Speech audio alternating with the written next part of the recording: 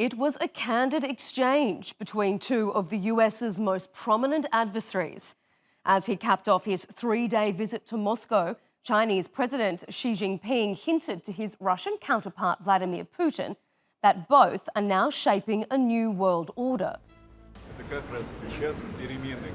We are now witnessing the changes that haven't been seen for more than a century, and we're pushing them together. I agree. Xi was on his first visit to Moscow since Russia launched its special operation in Ukraine last year. Just days before, Vladimir Putin was issued with an arrest warrant from the International Criminal Court, and the Russian leader was looking for some diplomatic support from his biggest trade partner and strategic ally. Beijing and Moscow have long opposed the US and its Western-led institutions. Together, they've been critical of NATO's expansion and global sanctions on Russian energy companies and Chinese tech firms. The two countries also lead a series of regional blocs that have offered alternatives to the Western-led order, including a group of leading emerging economies known as BRICS and the Shanghai Cooperation Organisation. Let's get some in-depth analysis of this so-called New World Order. Joining me from Beijing is Einar Tangen. He's a senior fellow at the Taipei Institute. And from Washington, D.C., we have Mark Merovitz. He's a professor at the State University of New York Maritime College. Gentlemen, thank you both for joining us here on Straight Talk. Einar, I want to start with you first, if I may. Can Russia and China really reshape the world order?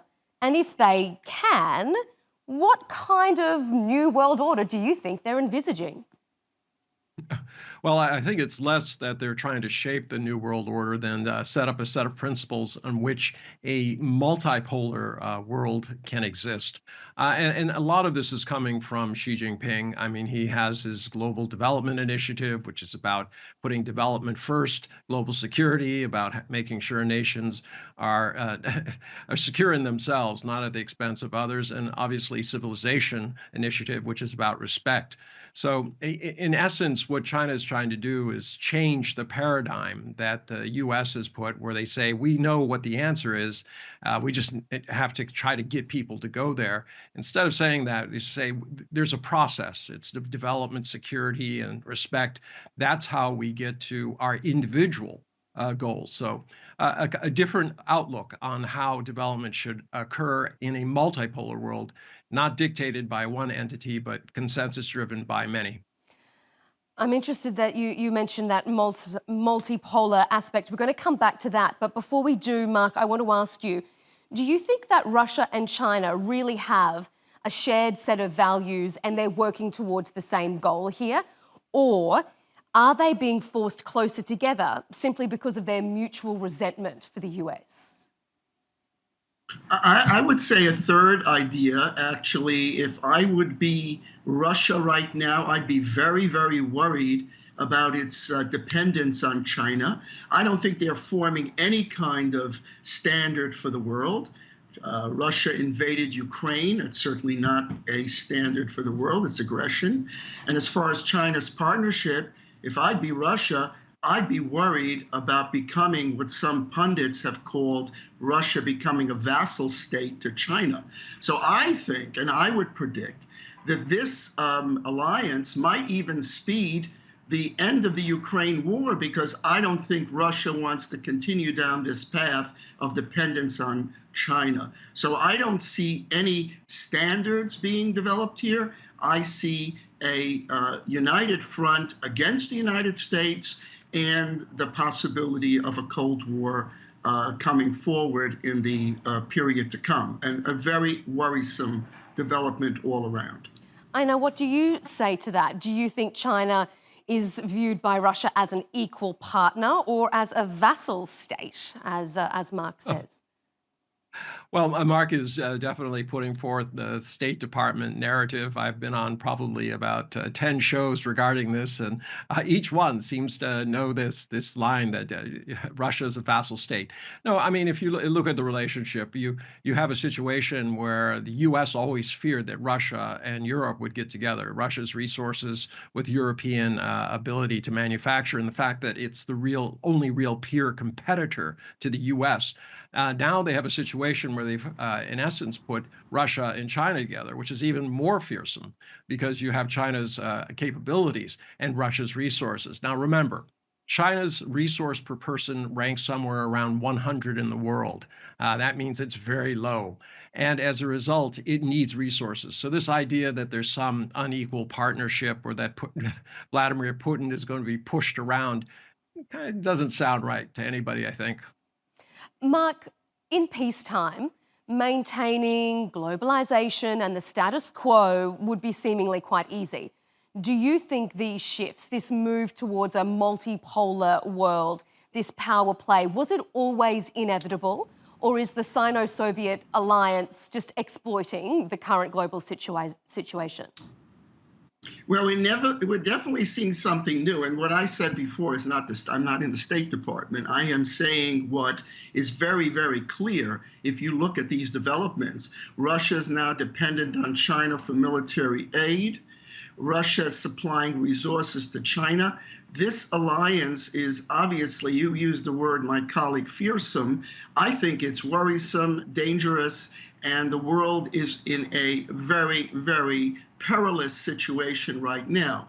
I mean, we are not in a multipolar world. We're in a world of uncertainty. We're in a world in which Russia invaded Ukraine. And by the way, I noticed that China abstained in international institutions about Russia's invasion. I don't see that China supports what Russia did in Ukraine. In fact, the peace plan, if you read it, doesn't really go there. And in fact, when Xi Jinping was meeting with Putin, I don't think they talked a lot about Ukraine, because I think China is very concerned about the war in Ukraine because of what it means in terms of the possibility of what the world will do if China invades Taiwan. Because the world is sitting on a very, very dangerous situation. And I think it would be great if everybody got together and stopped this perilous and dangerous slippery slope to disaster where we are right now. End the war in Ukraine and do a reset on this relationship.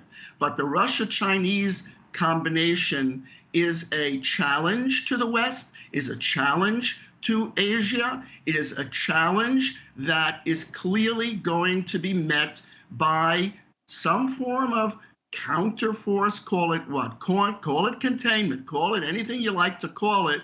But clearly, it is not going to be allowed for China and Russia to join their forces in a way that will dampen the free development of the world. And that's kind of how Americans see it. And I'm just one American, and this is how I think many Americans see it. And by the way, if you look at our Congress, you will see that it's a bipartisan opinion. If you looked at the discussions on TikTok and all the things that have been going on, it's Republicans and Democrats. It's Americans looking at this in fear of where the world is going and hoping we can stop a cataclysm from developing. The war in Ukraine has to end.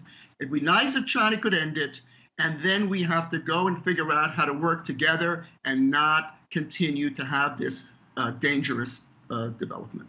Okay, so if we're talking about fears of escalation, Ina, let me put this to you. During his visit in Moscow, Xi said, "No country is superior to others and no model of governance is universal." With that in mind, can global powers exist peacefully without escalation and war when they have such different forms of government and different worldviews? Is your idea of a multipolar world order realistic or just a utopian ideal? Well, if it is, then Turkey believes in it also. I mean, there have been many times in which your president has said that there should be more than just 5. meaning that why should there be a Security Council with 5 leftovers from a victorious war and colonialism deciding what is and isn't appropriate for the world? We've already left behind this idea that the U.S. will be a unipower and everyone else will follow it. That's quite clear. You can see it even when Blinken went to South Africa and was roundly told off by the South African foreign minister that we're not here to be told what to do anymore. So, yes, there is a multipolar world that has to do it. It has to have some sort of structure. China is simply suggesting one that involves everybody. It's driven by consensus, not dictation. Now, my colleague likes to say, well, I'm an American and I believe all this stuff. Well, I'm an American too, and I don't. The U.S. has been responsible and involved in 81% of all the conflicts since World War II. The situation in Ukraine was pushed into being by the U.S. and NATO by going into Ukraine, which, Kissinger, Kiernan, President Biden himself, and the current head of the CIA, Casey, said if we go into Ukraine, it means war with Russia. So once you know something's going to happen and you do it, that means you wanted it to happen. So this idea that there's a wringing of hands and that Russia and China, how did this come? This is nonsense. This is a cold calculation by the U.S. To basically weaken Russia, also to take out their competition in Europe, and to contain China at the same time. But I believe they've bitten off more than they can chew. This idea that this is the last chance that the U.S. has to contain a rising power, China, is nonsense. The U.S. has to shift its position and understand that the world has many powers and many paths to prosperity, as China has shown over the last 45 years with its success as compared to the U.S.'s failures.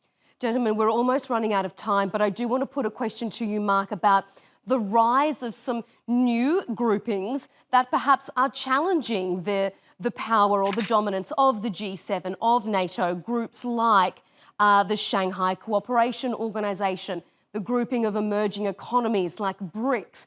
Do you think that it's about time, they shoulder some of this power as well? Why should it all come down to the G7? Realpolitik. The real world does not depend on the Shanghai Cooperation Organization, on the BRICS. Where the world is going right now is to AUKUS, to the Quad. And why is that? Because of the rising China and Russia. And by the way, the world is greater than 5. I totally agree with President Erdogan. Why should China and Russia have a veto in the Security Council to stop the United Nations from taking action against China and Russia when they crossed the line on various matters? And by the way, the point that was made about the United States being involved in world conflicts, well, how about World War II, World War I, and incidentally, where the United States essentially helped with Russia to save the world and also save the people of China from Japan's aggression. Let's not forget that the United States gave up its treasure and its soldiers to save the world from the aggression against Russia and China. I would say the most interesting point Xi Jinping made at this conference with Putin was, right now there are changes, the likes of which we haven't seen for 100 years. And guess what? Very astute point. The world is changing. Xi Jinping is on point. We need to understand what the changes are, but we need to be able to manage them in a way where we're competing and not fighting with each other. I think that would be my hope for the world of the future, and I'm sure my colleague agrees. And gentlemen, I would love to put that back to Einar and continue this discussion with you. It has been illuminating, but unfortunately we are out of time. But thank you so much for your time here on Straight Talk. It is greatly appreciated.